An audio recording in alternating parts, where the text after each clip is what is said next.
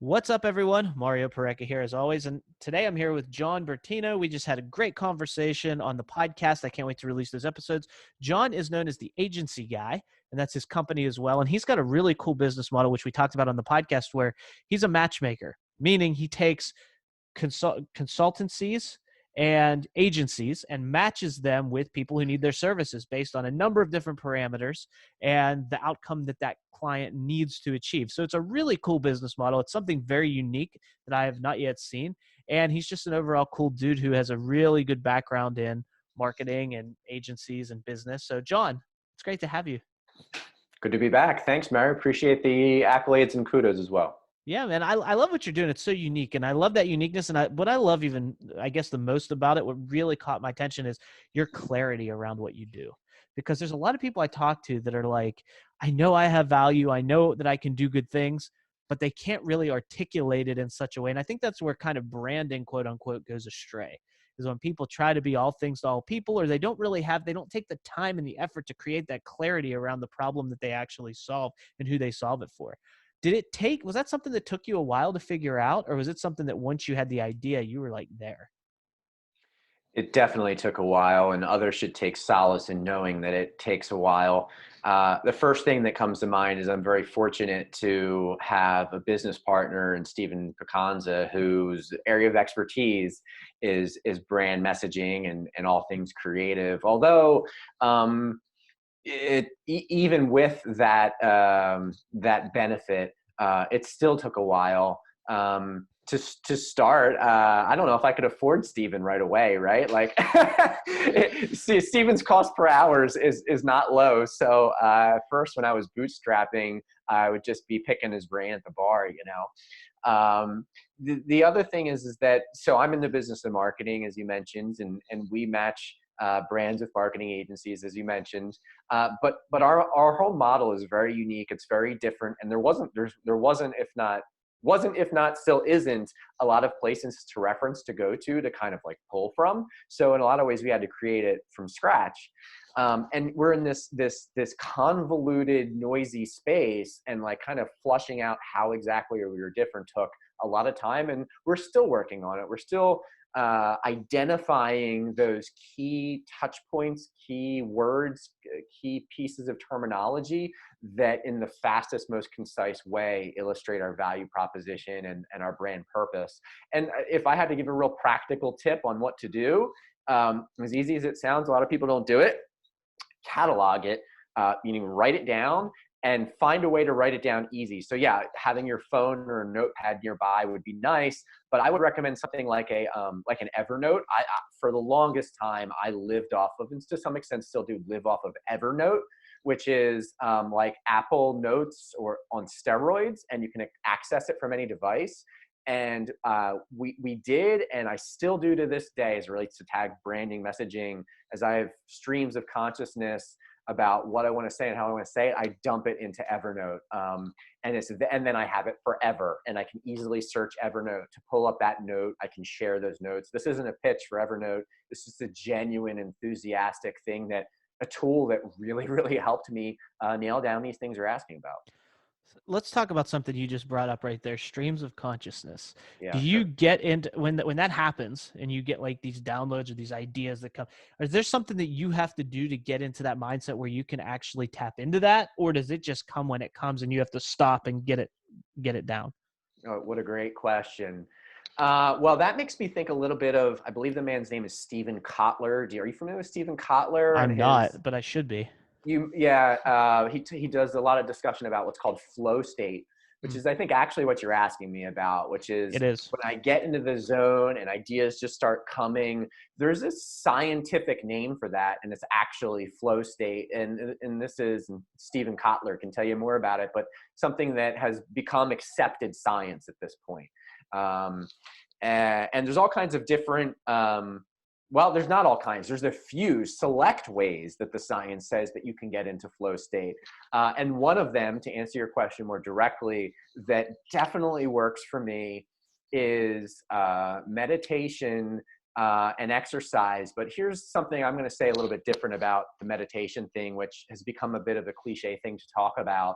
I believe anything that allows you to get into a calm and focused headspace that is, I guess, singular in nature, that being the key, is essentially putting you into a meditative and slash or flow state.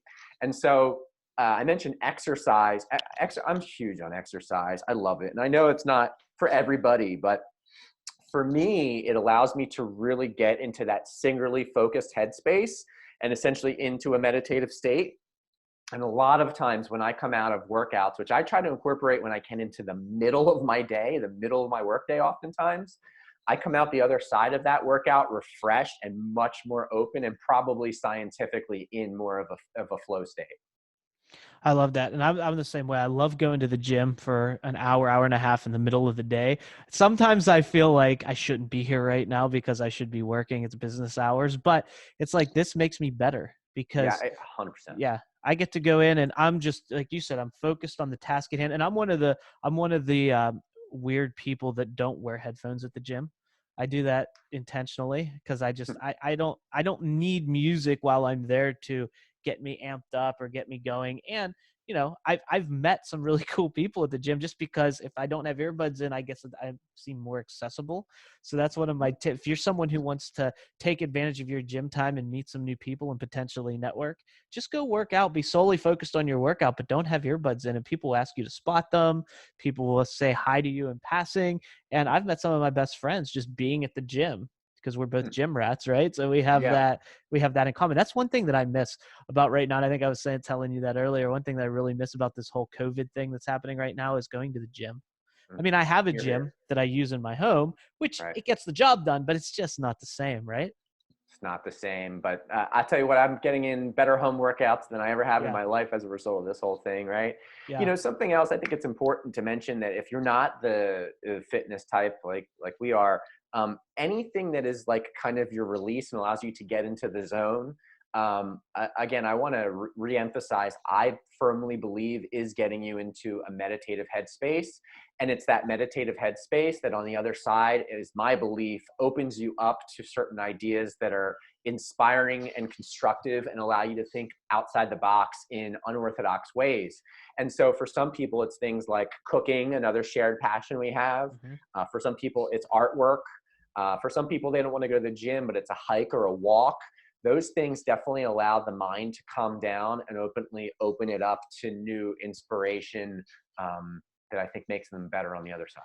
And I'm a big believer too that, the answers aren't necessarily or like what we're looking for, the creativity in that flow state. It's not necessarily our thoughts, right? They come to us from somewhere else because, I've done a lot of, I'm fascinated. You said you wanted to be a rock star, right? When you were growing up, you mentioned Back that. in the day. And I love that because as a chef, I think for whatever reason, the people that I really identify with are the rock star types. Like, and that's why I love like the I'm talking about the artists who write their own music, play their own music, like the Billy Joels, the Elton Johns, the James Taylors of the world. I love watching them and hearing their process. The Paul Simons. I love hearing because I remember seeing an interview with Paul Simon and they were asking him about because he wrote the song "The Sound of Silence" when he was like in his early 20s, and they asked him. They said, "When you wrote that song, were you thinking like, wow, I'm a genius. Look what I did?" He goes, no, he goes, I wrote it and then I looked at it and I don't remember the process of writing it. I just sat down and wrote it. And then I looked at it and I went, that's better than I usually do. I wonder where that came from. It's like, it wasn't my idea. It just came through me and to me and I got it down on paper. And I believe that if we can get in those creative states more often, those flow states, then we get these ideas and these inspirations and this creativity that's not something we can bang our head up against the wall and figure out because it's not really within us. It's something we tap into. Yeah, nailed it. Again, Stephen Kotler, and originally he's the author that's kind of the foremost authority on this at this point. Says that he got into this. He was a reporter at the time of extreme sports or X game sports or maybe wind, surf, skate type sports, right? And first of all, he was always baffled by how some of these athletes would achieve things that are supposed to be unachievable by the human bodies. And we're breaking records that were never supposed to be broken, right? And then I think he found himself getting injured through participation in these extreme sports. He was in the hospital. He's out of commission. He wasn't reporting for a little while. And he came back, like, I don't know, 6 months, a year later, whatever it was. And all these records that were supposed to never, ever, ever be broken were getting broken over and over again. And that was what led him down this path of, how is this happening? How are humans achieving things that are supposed to be unachievable? And that ultimately led him to the flow state, which, boy, you described so aptly right there about kind of the inspiration just coming through you. You also remind me, I believe Phil Collins wrote "In the Air Tonight" in almost an identical fashion. Like, it just happened. Phil Collins doesn't even know what "In the Air Tonight" is about. Actually, he's on record to saying that. That's amazing. I love that. I love that creative process, because I kind of feel the same way, specifically, obviously when you're working on your business because you're passionate about that, but also in the kitchen when you're cooking. Like, if you get really good ingredients and you have some sort of inspiration and you just go with it, whatever. Like, there's a lot of times where I'll have a dish in my mind how I kind of want it to look, but then when it comes out, just because of the inspiration, the creative process along the way, it comes out completely different. And most of the time it comes out better than what I initially had in mind. And so I love that process. That makes me think of a moment I want to share with my fellow parents out there, right? I have a toddler, I just one right now, but for those that are out there with several kids, and especially in this current situation we're in with COVID-19, there's a lot of stress, and a lot of times it seems like it's unrelenting. And I often get asked, like, how did you launch a business while you were full-time employed somewhere else? And like, how do you take all that stress and synthesize it down into something that's productive and ultimately fulfilling? And I think it comes back to slowing down in the moment. And even if you're doing something mundane, like washing the dishes or cooking a meal, if you don't really like cooking, or yard work would be another good example. Slowing down into that moment, trying to get a singular focus, and trying to do the absolute best at that task, even if it's washing dishes, that you possibly can, allows you to relieve stress and ultimately kind of exercise a creative gene and get into that flow state. If you take this concept of flow state and kind of living in the moment and marry them, you ultimately get a lot of the core principles that stem from, like, Eastern philosophy. And so I don't want to get preachy here, but I find Eastern philosophy has been a major tool, a major help to me in, again, synthesizing stress and making something productive out of it. And you'll see buried in a lot of the iconic books about meditation and whatnot, they talk about this exact thing we're talking about now, which is taking simple, mundane tasks, focusing on the task. Even washing your hands, ironically, is something that I remember comes up in oh boy, Thich Nhat Hanh's famous book. We'll have to get you the links for the show notes. This is the exact processes that some of the best Buddhists of the world use to get fruitful and productive meditation. Whenever I feel stuck, when I'm trying to figure something out, get clarity, I find the two best places where I typically get it. And what happens is, usually I'll spend like hours trying to figure it out, and it gets so frustrating because it's just not coming. So then I close everything up and walk away and just try to forget it, because I know that the seed's been planted, things are marinating, ruminating, and I just kind of let it go. But inevitably, where it usually comes to me, that moment of aha, when I'm not even trying to figure it out, when I can finally put it away, but it's either when I'm driving or when I'm in the shower. Because those are the two places, much like what you said, where you're doing this activity, but you don't have to think about what you're doing because you've done it so many times. And it just kind of opens that bridge between the conscious and unconscious. And when that's open, it just comes. And Yeah, it's we're like, birds of a feather, Mario. yeah, That's for sure. Sorry to interject, but no, yeah, please. driving, shower. I'm not even going to get started on what a big believer I am in fruitful thoughts in the shower. So we'll stick with driving. But I'll say it's singular focus. Yep. Driving allows us to get into a singular focus. Just to take it one step further, or maybe clarify something that I haven't specifically articulated. I think there's a misconception out there about meditation and that you're supposed to free or clear your mind of everything. It is my personal belief that you're supposed to just focus on one thing. And so that's where all the discussion about the breath comes in. That's where all the discussion about a mantra comes in. You're still thinking about breath or a mantra or whatever. You need that one thing to calm down the monkey mind, which has often been referred to in literature and Buddhist teachings about meditation. We have this, according to them, this primal thing within us, this monkey mind that wants to constantly be thinking, processing, solving problems. And so you need to give it a job.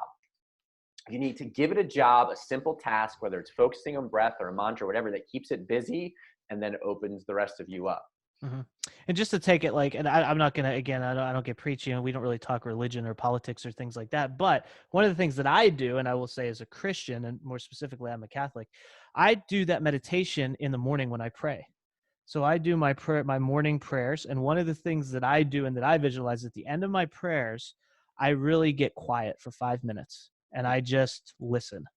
And I just listen to whatever comes, and I just allow it to come. And I just focus on, and being a Catholic, I focus on God, and I focus on allowing God's love to envelop me and to just be held by God. And as a man, that's a difficult thing to do sometimes, because you think, oh, I don't want to be held by anything. I'm a man, I'm big, I'm strong. But when you think about the universe or God or whatever, until you can open your heart and just allow it to be and be with that and fill you up with that love that, whether it's the universe, whether it's God, whatever label, grace, whatever label you give it, that's a very powerful place to be. And when you can focus on that and clear and just be focused singularly on that, there are some really interesting, deep, fulfilling insights that come. And that's just been from my experience. So that kind of marries the two, the meditation and, Christianity together, if that's something that you believe in. No, it's amazing when you take all the major prevailing philosophies of the world, whether religious or just philosophical, and distill them down to their core elements. You'll find an unbelievable amount of parallels among them all. And I think you touched on one of the most important or significant ones right there. Well, thank you so much, John, for being here and getting into this deep Pleasure. conversation. I mean, all three conversations we have, from the podcast episodes we recorded earlier to this one, has been fantastic. I can't wait for those episodes to drop. We'll remind everyone, make sure you download and check out those episodes. We got into a lot of really great things. Theagencyguy.com is where you can go find John and everything he's up to, and definitely connect with him on social media as well. John, it's been a pleasure, and we'll have to do this again real soon. Sounds good, Mario. Can't wait to come back. And next time, let's have a beer while we do this. For sure. You got it. It's a plan.